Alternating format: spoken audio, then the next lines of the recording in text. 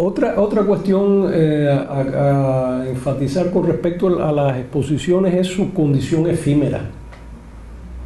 Al revés de la colección, que es un hecho de permanencia, pues la exposición tiene pasa, dura un mes, 2 meses, 3 meses, lo que sea, y se va. Queda quizás un catálogo o puede quedar un video, pero no es lo mismo. Y esto es una dificultad también a la hora de historiar las exposiciones y de analizarlas y sopesar su importancia o verlas ya con cierta distancia, porque es un hecho irrepetible. Hay que haber visto la exposición ahí en su espacio y el catálogo, bueno, es una documentación, no sustituye el hecho vivo de la visita a la exposición. Ya me acordé de la otra pregunta que tenía el participante, que me hablaba un poco, él tenía duda de si yo hacía una recusación del archivo, de los archivos. Y entonces quiero que quede muy claro eso, ¿no? De que no es que yo diga, bueno, quemen todos los archivos, no desaparezcan o no lo pongan en la exposición, no, para nada. Pero sí me parece que la inclusión del archivo como un elemento expositivo realmente me parece más bien un gesto conceptual que algo que realmente vaya a ser visto por el espectador. Me parece más interesante que esa documentación se presente en el catálogo, que uno puede leer cómodamente, o se suba en la red y se pueda ahí ver, bajar y analizar, ¿no? Pero ya en la presencia en la sala de exposición me parece más problemática. No digo que no se puedan poner algunas cosas que incluso pueden ser acentos o elementos interesantes a la hora de estructurar el discurso de la exposición, pero sí me molesta esa carga de textos y de cuestiones que nadie al final va a leer en esa visita, en ese recorrido temporal de la exposición. Hablábamos un poco sobre eso en relación con la proliferación del video, y la solución que yo le doy es que a mí me gusta poner en sala, en relación con el resto de las obras, videos breves y videos de fuerte impacto visual. Entonces puedo oscurecer un poco este lado y proyectar ahí un video en grande que va a estar en juego con una instalación que hay por acá o con una foto que hay por allá, ¿no?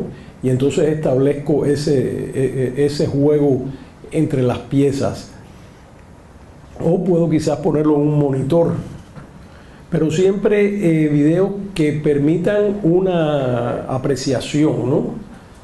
Y no una de estas cosas larguísimas que nadie va a ver de pie ahí incómodo, ¿no? Con ganas de ir al baño, ¿no? Sino, hay veces, claro, que también el video puede ser largo, pero su mensaje comunicarse rápidamente, ¿no? Un video repetitivo de algo ahí interminable, ¿no? Pero tú vas y dices, ah, sí, ya veo, sí, es esto, ¿no? Ya es lo que quiero ver, y sigo, ¿no? Porque la obra tiene ese carácter de ser larga y repetitiva, pero eso mismo a lo mejor es lo que te está comunicando. No es que tenga que verlo ahí durante todo ese tiempo, ¿no? Sino simplemente agarras la idea y sigues para el otro, ¿no? Cuando me interesa poner videos o películas largas, lo que hago es como un espacio de donde se exhiben con asientos, como una manera de una sala de cine bajo una programación. Entonces usted llega y dice, bueno, aquí en esta sala se ponen estas 4 videos largos y a mí me interesa ver el tal, es a las 3 de la tarde. Voy por acá y vuelvo a las 3 y me siento y veo allí el video largo. Pero sí me parece muy terrible esta proliferación de los cubos negros ahí en el espacio de la exposición, que es la manera, pienso, más improcedente de poder responder a este desafío de la proliferación del video en el arte contemporáneo. Sí, por favor. De alguna forma, la crítica de arte induce o determina, y a veces hasta determina en forma muy directa qué artista o qué propuesta es más importante una de otra, ¿no? Y de alguna manera también eso tiene que ver con el mercado del arte. La relación del curador o la interrelación del curador con la crítica de arte, ¿cómo es? O sea, porque ¿tiene la libertad suficiente el curador para determinar, yo quiero poner esto porque es interesante dentro de este contexto, o me restringo a ciertos parámetros, o cuál es el criterio que usan?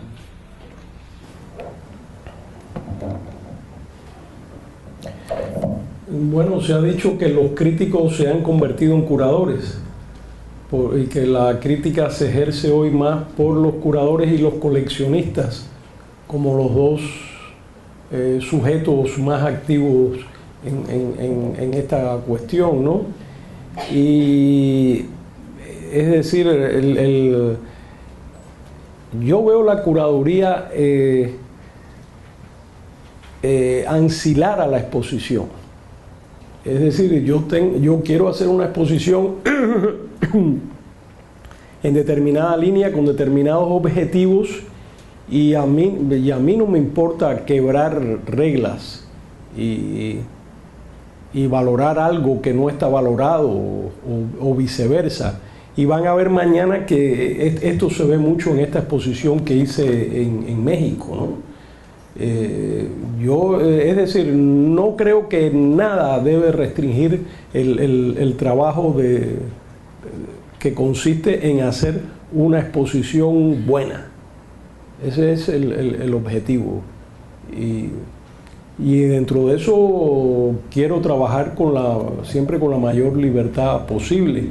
Esto no quiere decir que haya también compromisos y que haya que hacer, ¿no? Y cosas así, problemas de censura y de negociaciones que a veces hay que hacer para salvar el todo por la parte, ¿no?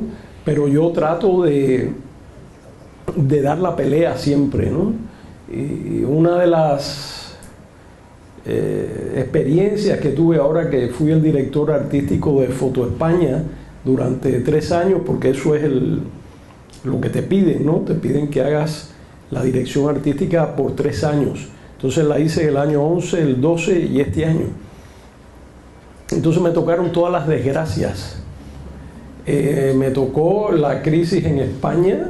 Ya el 11 ya no era el mejor momento, pero todavía había dinero y había un espacio ahí, y me tocó toda la transición de la caída en picada de los dineros, la pérdida de los dineros públicos, pero aparte de eso el cambio del gobierno y la entrada al poder del PP, con la presencia de una cantidad de personajes bastante reaccionarios que provocaron un cierto temor en las instituciones, ¿no? Esta señora ahí en la alcaldía de Madrid y así, ¿no? Una situación en que hubo hasta una especie de autocensura en muchas instituciones, y esta ya sabemos que es la peor censura, es la autocensura. Y entonces me quedé asombrado con fenómenos ahí con los que tuve que lidiar, ¿no? ¿Les cuento algún chisme en esto? ¿O es muy anecdótico? No sé. ¿Le gusta a la gente el chisme, no?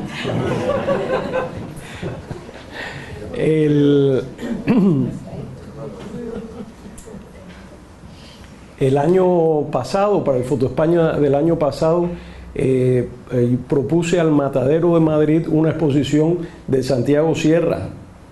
El Matadero de Madrid se supone que es el lugar más avanzado para los jóvenes, para lo experimental, para lo alternativo y qué sé yo, ¿no? Y en verdad estaba dirigida a la parte de artes plásticas por 2 personas que merecen todo mi respeto, 2 jóvenes que estaban allí, que han hecho un trabajo estupendo, admirable allí en el Matadero.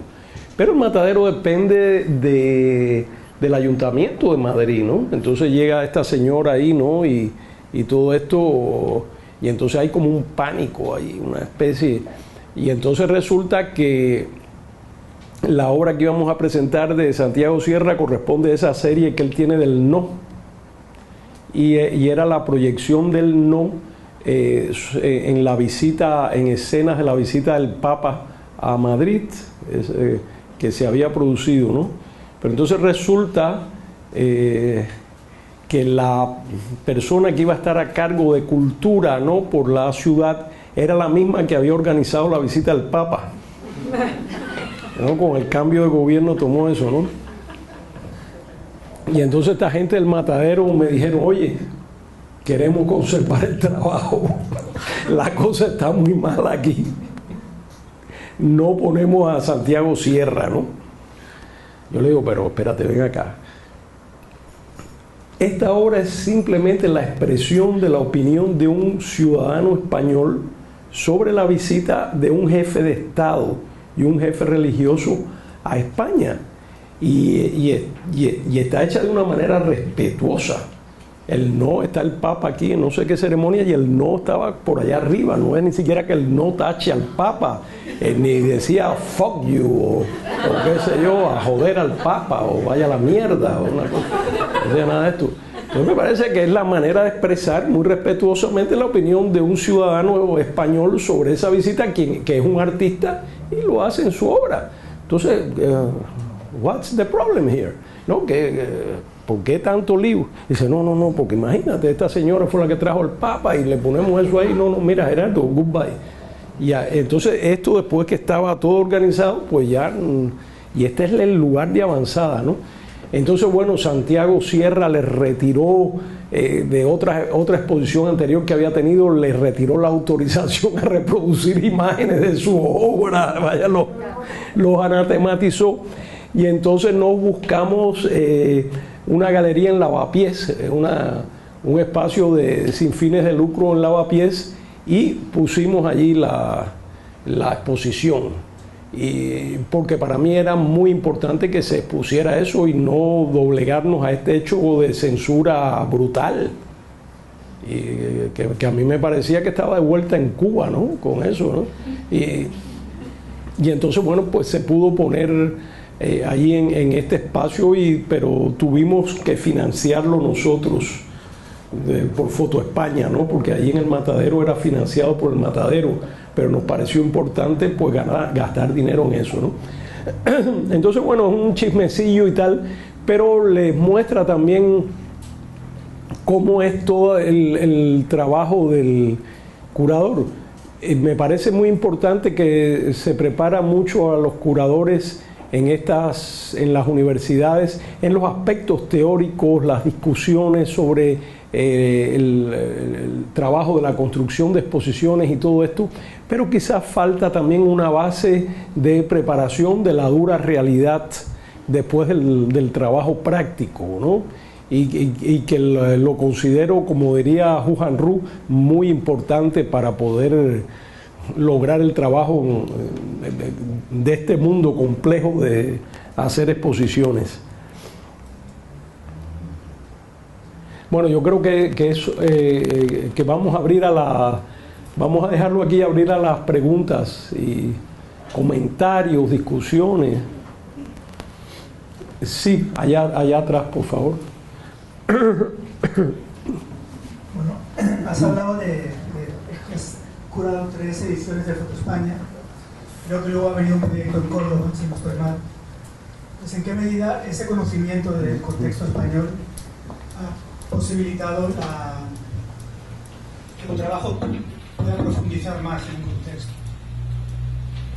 Y sobre todo en una situación tan complicada como la que está España, ¿no? O sea, ¿en qué medida, no sé si ahí hay una deriva de pronto de un público que es considerado como ciudadano a un público que se va considerando cada vez más como consumidor? No sé si hay cuestiones de fondo que puedas hablar de ellas, ¿no? Y bueno, felicidades por la cuestión de resolver un caso de censura. Sin ejemplo. Bueno, creo que fue en el periódico El Mundo, ¿no? Que publicaron, que decían, bueno, ha sido una suerte para Foto España que tengan a un comisario general cubano. en esta época, ¿no? Y un poco es verdad, ¿no? Porque uno está acostumbrado a como dicen en Cuba, a sacar candela del hielo, ¿no? Pero lo que tú dices, España está en una situación muy complicada realmente, ¿no? Y porque no se trata solamente de la crisis, desde mi punto de vista, la crisis económica y tal, ¿no? Sino hay como un momento de decepción y un momento depresivo en la conciencia social. Y eso puede ser mucho más grave. ¿Qué medida eso ha reactivado tu trabajo? Yo estoy muy contento de haber terminado ya con Foto España realmente, pero ya me tocó la dura, porque me tocó la transición. Ahora, a partir de ahora, ya se sabe que hay que trabajar con lo poquito que hay, ¿no? Pero a mí me tocó el cambio. Y realmente no tengo quejas, ha sido una experiencia maravillosa y el equipo de Foto España es estupendo y bueno, tengo las mejores relaciones con todos y tal, pero realmente es muy duro. Me alegro de haber terminado y haber cumplido mi parte ahí, ¿no? Mi experiencia de trabajo en España es mucho más larga, ¿no? Creo que la primera exposición que hice allí fue en el año 2000, creo, en el Reina Sofía, ¿no? Y desde entonces siempre he estado trabajando y tengo realmente muy buena experiencia. Pero lo que sí descubrí a través de los años es que España es un país muy conservador. En realidad Fraga yo creo que tenía razón cuando dijo que España era un país de derechas. Y pienso que sí, ¿no? Claro, están las dos Españas, que decía el poeta, ¿no? Este contraste entre las dos Españas. Pero para mí vino como un descubrimiento al tener que meterme de verdad ahí a lidiar con la realidad real. Ver que hay mucho conservadurismo, a pesar de todos los avances democráticos que sin duda se obtuvieron en el proceso de salida del franquismo en España y de una historia autoritaria, donde hubo solamente un breve periodo democrático en miles de años de historia, ¿no? O sea que de cualquier modo me parece que también un intelectual pues tiene que trabajar en el tiempo y en la situación que le toque. No hay otra, y dentro de eso pues tiene que tratar de mejorar lo que es y trabajar y tratar de hacer lo mejor posible en una situación dada, ¿no? Dicen que la política es el arte de lo posible, y también quizás la labor del curador en muchas ocasiones es eso, ¿no? Pero siempre pienso que es importante dar la pelea por las ideas y por las posiciones y mantener una ética del trabajo, que es fundamental. Si el curador pierde la ética y pierde el prestigio, ya no puede hacer nada más, porque pierde la credibilidad. Es decir, usted trabaja porque creen en usted y le piden que haga algo, y los artistas le dan sus obras, o los escritores escriben en su catálogo porque creen en usted y en su seriedad. Y eso en realidad se va tramando sobre la base de la respuesta que el curador como intelectual va dando en determinados contextos. Es importante enfatizar también que todas las exposiciones son contextuales, y esto a veces se olvida. Uno no puede hacer una exposición como en abstracto, ¿no? Oh, qué idea más maravillosa tengo, ¿no? Mira esta idea. Bueno, ok, pero ¿y eso cómo aterriza en la realidad, ¿no? Porque vamos a hablar, eso va a estar en una galería, en un museo, en una ciudad, en un contexto donde hay expectativas, donde hay situaciones, y la exposición encaja dentro de eso.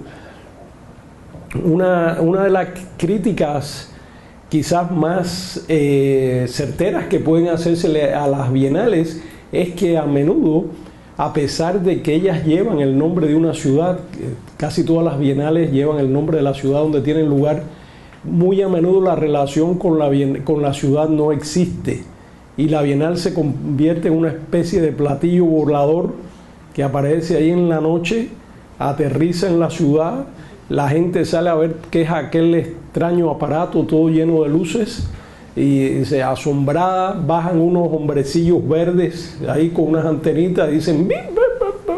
Nadie entiende lo que dice, pero todo el mundo los mira asombrado, qué interesante, mira, los hombrecillos dan una vuelta, se vuelven a montar, aquello despega y ya pasó todo, ¿no? Eso es una crítica muy válida a la Bienal o a cualquier otro evento que ocurra en una ciudad. Hay que mirar contextualmente qué pasa en el lugar, a qué se responde, cuáles son los intereses allí, qué función puede tener una exposición o un evento grande internacional en un lugar dado. Y dentro de eso, pues, jugar con la propuesta. Bueno, desgraciadamente no hay tantas exposiciones así porque son difíciles y a menudo hay otras agendas, ¿no? Es decir, los curadores también pueden tener agendas que no sean tan políticas, sino simplemente prefieren discutir otros temas o presentar otras cuestiones, ¿no? Y a mí me resulta muy interesante, por ejemplo, lo hecho en la Bienal del Mercosur por Roca, que me parece que fue ahí su equipo, ¿no? Un trabajo en equipo que hicieron una propuesta bien interesante. El San Diego Tijuana, sobre todo en algunas ediciones, pues tuvo un filo también, ¿no? Está el problema que es que yo no tengo respuesta para eso, ¿no? Quizás yo tengo una posición demasiado, un poco más hacia el lado crítico, ¿no? Que es la cuestión de la instrumentalización de determinados sujetos, ¿no? Por parte de las exposiciones, que como tú bien dices, ¿no? Se representan, se convierten en una representación. Y es que a mí me parece que aquí hay como una especie de contradicción en pie que a veces te puede llevar a la inacción.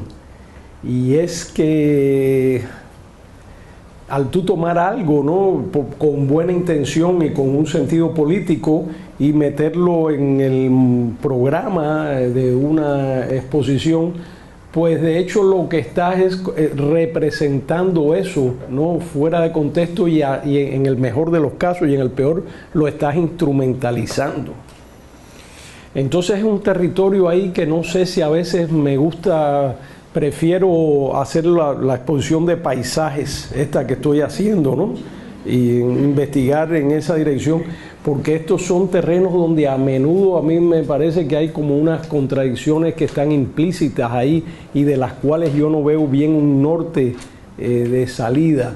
En realidad pienso que el arte, ¿no? Y las exposiciones no han conseguido lidiar bien o dar una respuesta definitiva a esa funcionalidad más allá de lo artístico, porque caen en una representación de lo que supuestamente quieren presentar. Es decir, no sé si me explico.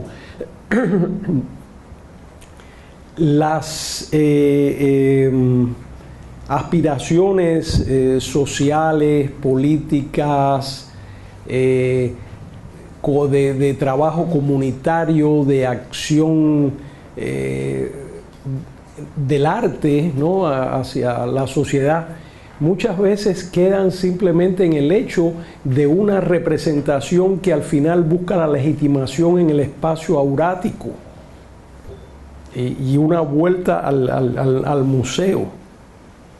A menudo se hacen pensando en la documentación y no pensando en el impacto social real que van a tener esas acciones en la sociedad, que a menudo ni se miden sus resultados, sino lo que importa es hacerlo, tomar la foto con un buen ángulo o filmar el video y llevar después eso a Documenta o a la Bienal de Venecia o a la galería para vender, ¿no? Entonces hay esta contradicción que yo veo ahí en el medio, ¿no?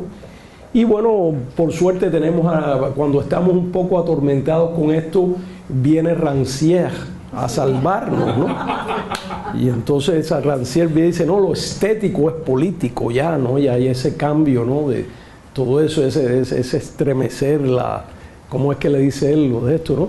Entonces uno dice, coño, me doy cuenta por qué Rancière tiene tanto éxito, ¿no? Porque todo el mundo queda contento, el político queda contento, el estético queda contento y todos felices, ¿no?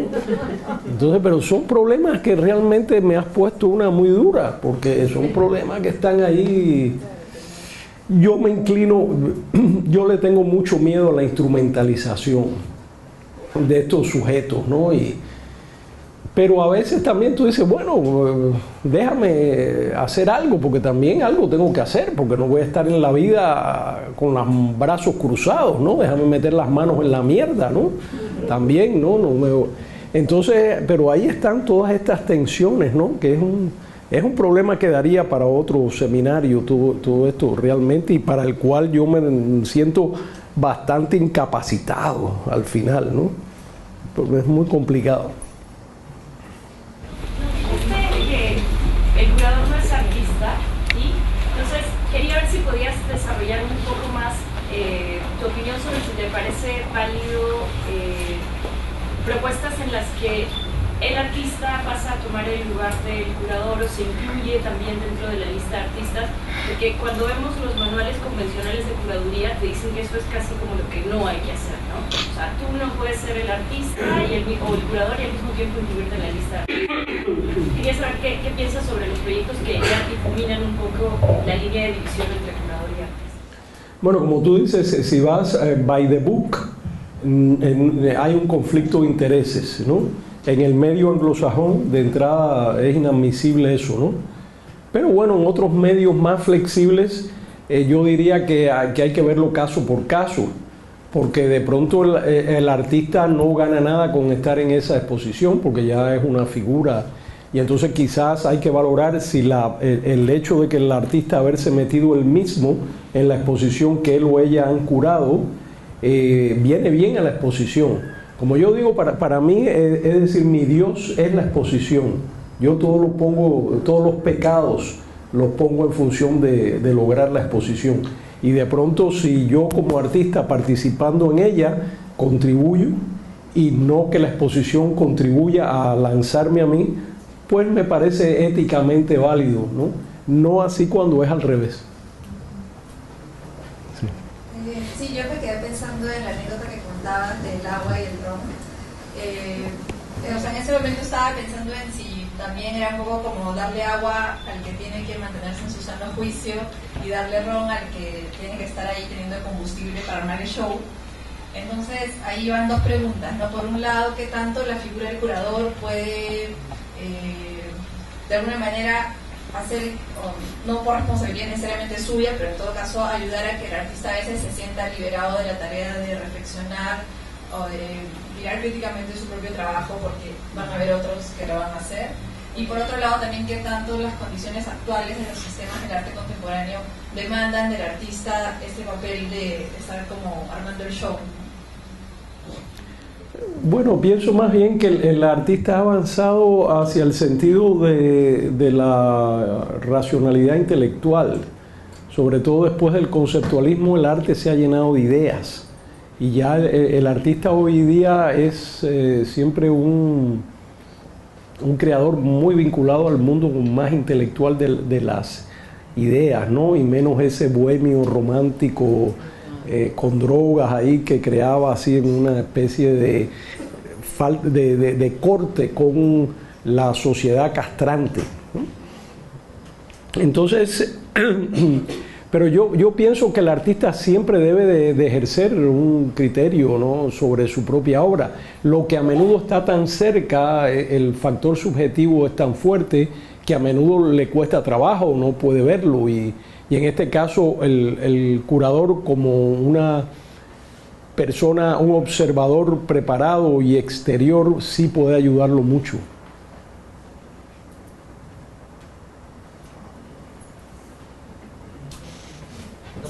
Sí. ¿Qué tanto se debe meter un curador en el proceso creativo de un artista?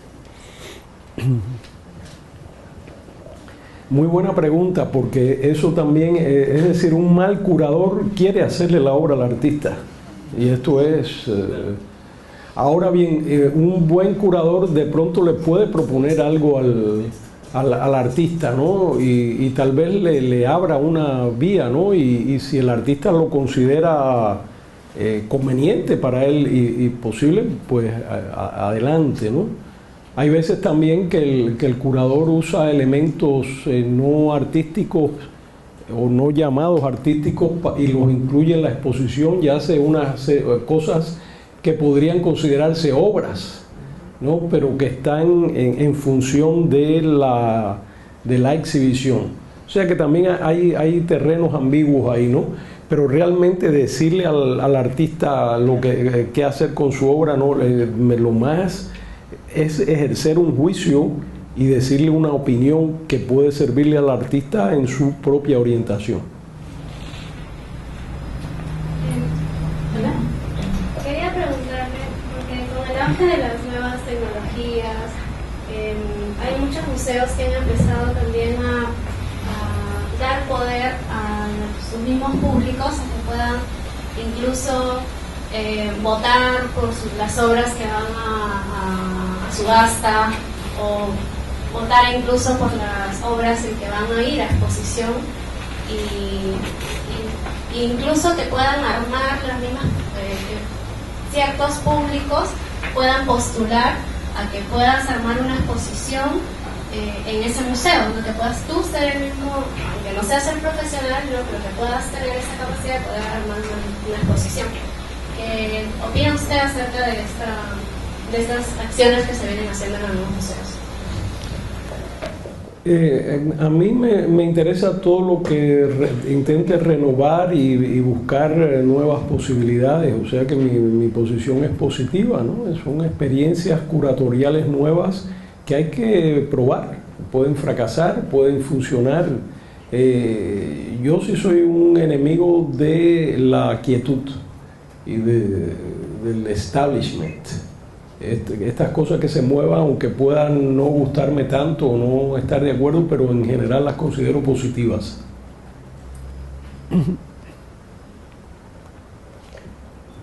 ¿Preguntas? Sí. En el caso de las artes plásticas, los formatos, o sea, los tamaños de las obras están determinados por el artista. Pero en el caso de la fotografía puede ser impresa a un formato a elección. ¿Cuáles serían en ese caso los criterios que deberían considerarse para determinar los formatos en el que se imprimen las fotos? ¿Y hasta dónde va la discusión con el fotógrafo sobre el tema de formatos? Para mí es una decisión del artista, porque el formato es muy importante para armar el mensaje de la obra. Es un elemento de creación de significado muy importante, y por lo tanto yo no me meto en eso. Eso es una decisión del artista. Lo más que le puedo decir es decirle: oye, me parece que esta imagen quedaría fantástica, así grande, y la ponemos aquí, mira, ¿qué te parece esto? ¿No? Y el artista puede estar de acuerdo, ¿no? Y eso hay que respetarlo, ¿no? La decisión sobre la obra intrínsecamente es del artista, no del curador. Aunque el curador pudiera proponer ciertas cosas pensando en el discurso general de la exposición. Sí. Quería preguntar si les podría comentar un poco sobre su proceso creativo en cuanto a cómo contextualizar una curaduría, digamos, en una ciudad. O sea, usted ya investiga preliminarmente los factores con los que va a lidiar en esta precuraduría para hacer un trabajo curatorial, o ya desde hace un tiempo ya se hizo una lista mental de artistas que más o menos estaban ligados a ese espacio específicamente, o cómo más o menos nos puede dar un encaje de su proceso al crear una curaduría. Y lo otro que le quería preguntar era sobre si usted siente que, ¿cómo se siente usted respecto del cubo blanco? Si es realmente, ¿usted cree que se puede trascender el cubo blanco? ¿O porque es importante o es obsoleto sus alcances? Por favor. La primera pregunta, yo pienso mejor vamos a verla mañana con este ejemplo que voy a presentar de esta exposición, y yo creo que ahí te puede quedar claro un poco cómo porque es decir que es un poco mi manera de proceder. Y respecto al cubo blanco, a mí me parece necesario. Yo no tengo una posición iconoclasta sobre el cubo blanco, aunque cada vez procuro trabajar más y más en espacios es decir, fuera del cubo blanco, en la ciudad, en los patios, cosas así, ¿no? Pero a la vez tampoco digo, es decir, no es una cuestión de ¿cómo se llama? Sí o no, ¿no? Sino me parece que hay arte que necesita el cubo blanco. Y el arte, una de las cuestiones fascinantes que tiene es su carácter polifónico, y hay que tener eso en cuenta. No me gustan esas posiciones de decir no, ahora que échenle basura al cubo blanco y me voy para afuera, y no pienso que cada uno tiene su espacio y su posibilidad. ¿Sí? Una última pregunta queda. Bueno, pues entonces nos vemos nuevamente mañana a las 6:30. Gracias.